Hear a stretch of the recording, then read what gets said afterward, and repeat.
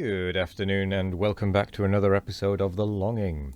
Today we're going to be continuing to read Moby Dick. I believe we're on chapter 14. So, let's get reading. Chapter 14. Nantucket.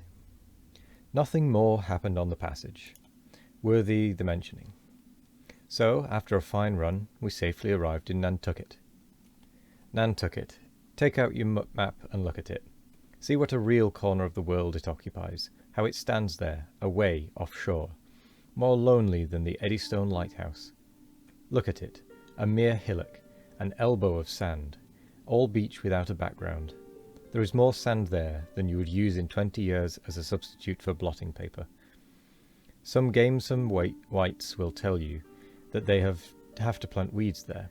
They don't grow naturally, that they import Canada thistles, that they have to send beyond seas for spile to stop a leak in an oil cask, that pieces of wood in Nantucket are carried about like bits of the true cross in Rome, that people there plant toadstools before their houses to get under the shade in summertime, that one blade of grass makes an oasis, 3 blades in a day's walk a prairie, that they wear quicksand shoes, something like Laplander snowshoes, that they are so shut up, belted about, every way enclosed, surrounded, and made an utter island of by the ocean, that to their very chairs and tables small clams will sometimes be found adhering, as to the backs of sea turtles.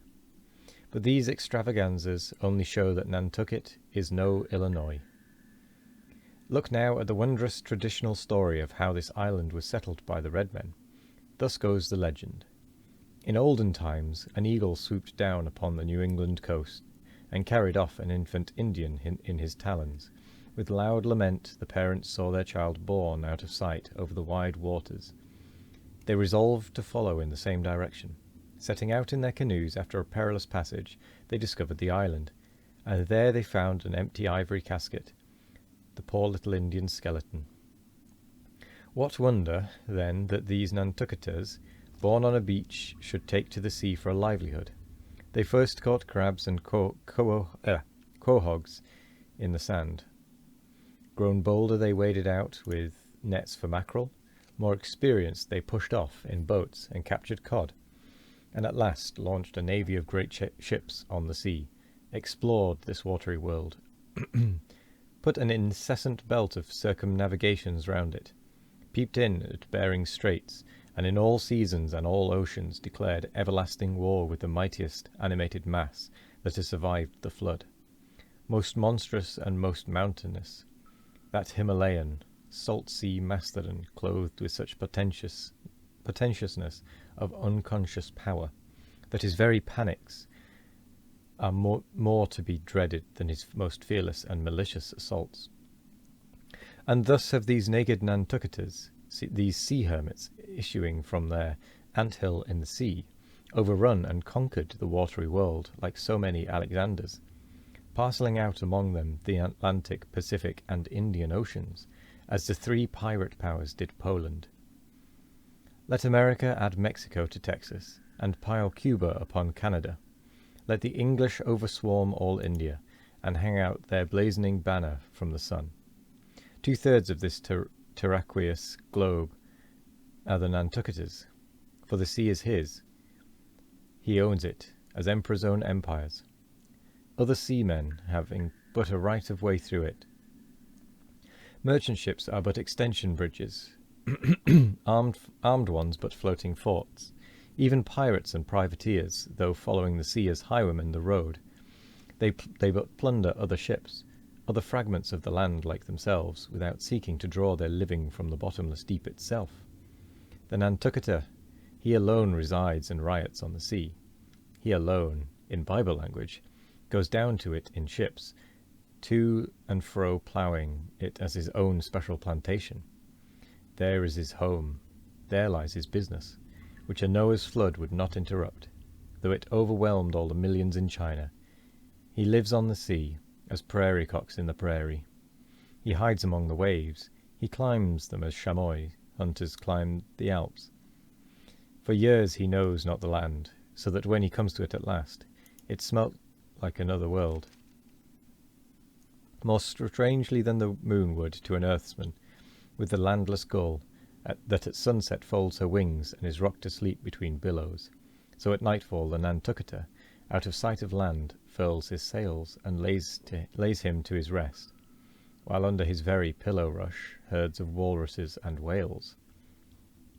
Chapter 15. Chowder.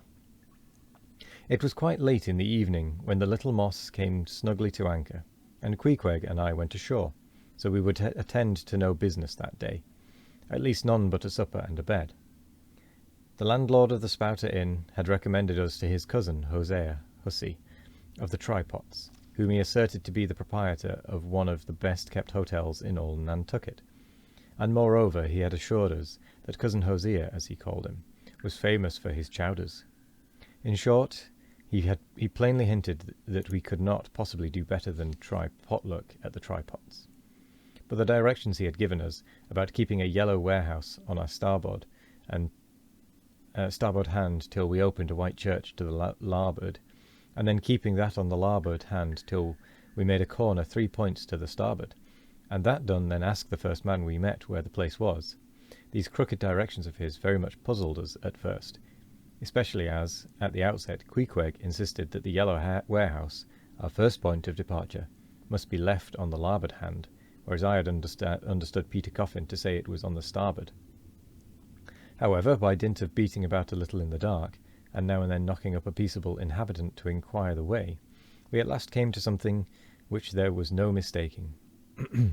2 enormous wooden pots painted black, and suspended by asses' ears, swung from the cross trees of an old topmast, planted in front of an old doorway.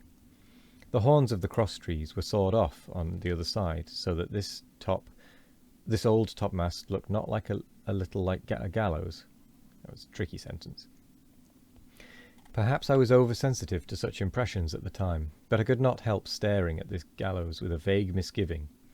A sort of crick was in my neck as I gazed up to the 2 remaining horns. Yes, 2 of them. One for Queequeg, and one for me. It's ominous, thinks I. A coffin my innkeeper, upon landing... A coffin my innkeeper upon landing in my first whaling port.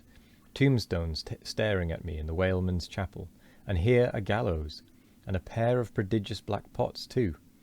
Are these last throwing out oblique hints touching Tophet? I was called from these reflections by the sight of a freckled woman with yellow hair and a yellow gown standing in the porch of the inn, under a dull red lamp swinging there, that looked much like an injured eye, and carrying on a brisk scolding with a man in a purple woolen shirt. "Get along with ye," said she to the man, "or I'll be combing ye." "Come on, Queequeg," said I. "All right, there's Mrs. Hussey." And so it turned out, Mr. Hosea Hussey being from home, but leaving Mrs. Hussey entirely competent to attend to all his affairs. Upon making known our desires for a supper and bed, Mrs. Hussey, postponing further scolding for the present, ushered us into a little room, and seating us at a table spread with relics of a recently concluded repast, turned round to us and said, "Clam or cod?" "What's that about cods, ma'am?" said I, with much politeness. "Clam or cod?" "A clam for supper? A cold clam? Is that what you mean, Mrs. Hussey?" says I. "But that's a rather cold and clammy reception in the winter-time, ain't it, Mrs. Hussey?" But being in a great hurry to resume scolding the man in the purple shirt, who was waiting for it in the entry, and seeming to hear nothing but the word clam, Mrs. Hussey hurried towards an open door leading to the kitchen, and bawling out, "Clam for 2, disappeared. "Queequeg," said I, "do you think that we can make out a supper for both of us on 1 clam?" However, a warm, savoury steam from the kitchen served to belie the apparently cheerless prospect before us. But when that smoking chowder came in, the mystery was delightfully explained. Oh, sweet friends, hearken to me.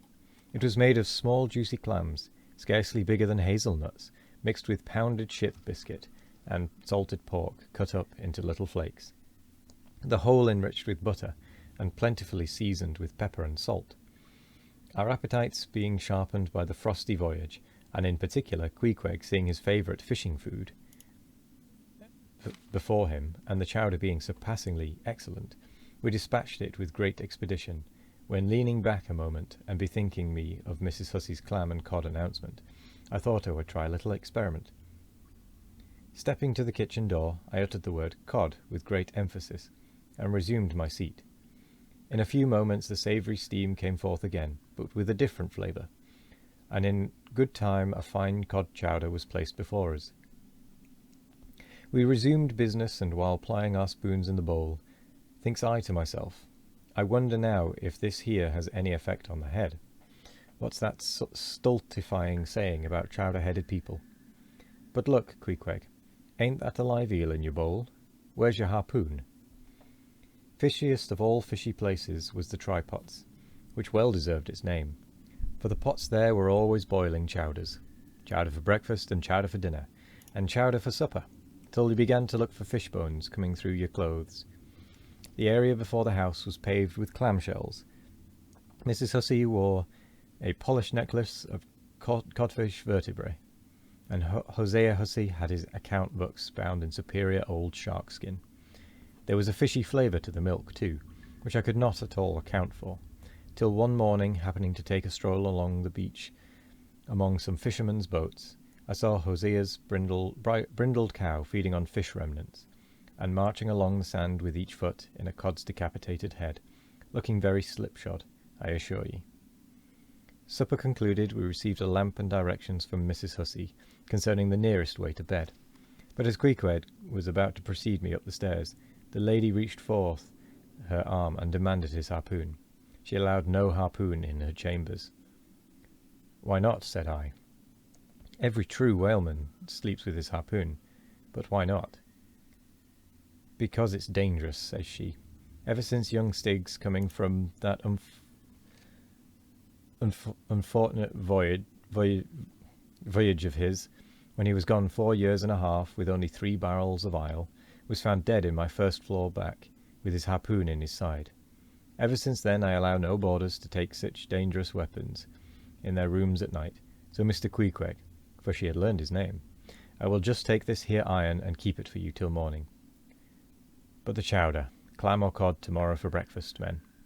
Both, said I, and let's have a couple of smoked herring by way of variety. And with that, we shall leave it there. Thank you very much for joining me today. I hope you all have a wonderful morning, evening, afternoon, or night, no matter what time of day it is. I hope you all have a wonderful one of it. And as always, we will be back tomorrow for more of The Longing. Goodbye.